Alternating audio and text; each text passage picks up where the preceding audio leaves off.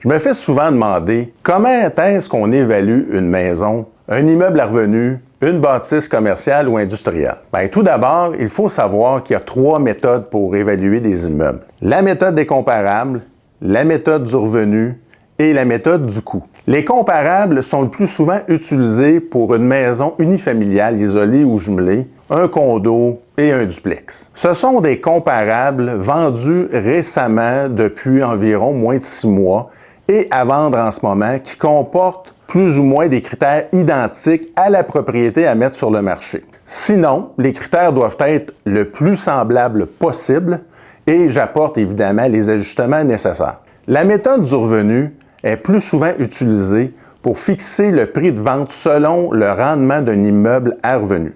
On parle ici d'un plex, d'un bloc appartement, d'un immeuble semi-commercial qui est un mélange de locaux commerciaux et d'unités résidentielles et d'un immeuble exclusivement commercial qui comporte principalement des espaces à bureaux et commerces de services. Je tiens compte des revenus générés par l'immeuble, toutes les dépenses courantes ou d'opération et les dépenses fixes. On obtient alors les revenus nets d'un immeuble.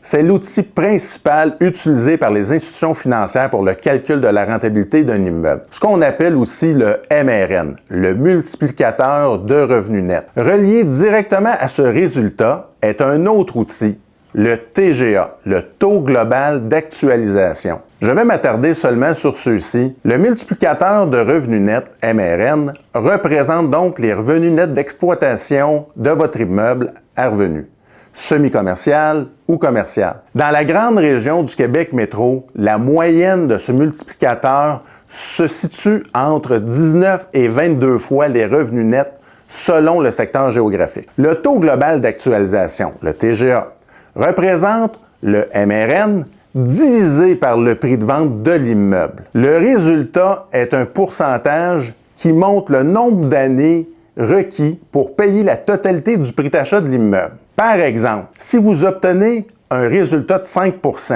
pour le TGA, il faudra donc 20 ans environ pour payer votre immeuble. Toutefois, il faut penser que la plupart du temps, un investisseur voudra utiliser l'équité d'un immeuble pour en acheter un nouveau. C'est ce qu'on appelle l'effet de levier pour bâtir un parc immobilier. C'est pour ça que le multiplicateur de revenus nets est l'outil de prédilection. Si vous voulez obtenir plus de détails sur ces outils et plusieurs autres, visitez mon site internet christiandagenet.com sous l'onglet plexinvest.net. En terminant maintenant avec la méthode du coût. Celle-ci est associée au coût de reconstruction d'un immeuble. Cette méthode est le plus souvent utilisée pour un immeuble industriel ou à usage commercial moyen à lourd. Je considère la valeur du terrain en date du jour et le coût de reconstruction de l'immeuble moins la dépréciation. Le type de finition intérieure de l'immeuble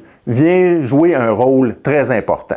Par exemple, un immeuble strictement construit comme un entrepôt possède une évaluation du prix au pied carré moins élevée qu'un immeuble avec une portion bureau finie, une mezzanine et une portion entrepôt. Ceci est un sommaire des méthodes d'évaluation de la valeur marchande des types d'immeubles disponibles dans le marché. Contactez-moi pour obtenir une évaluation personnalisée de la valeur marchande de votre immeuble. Au plaisir de vous rencontrer bientôt.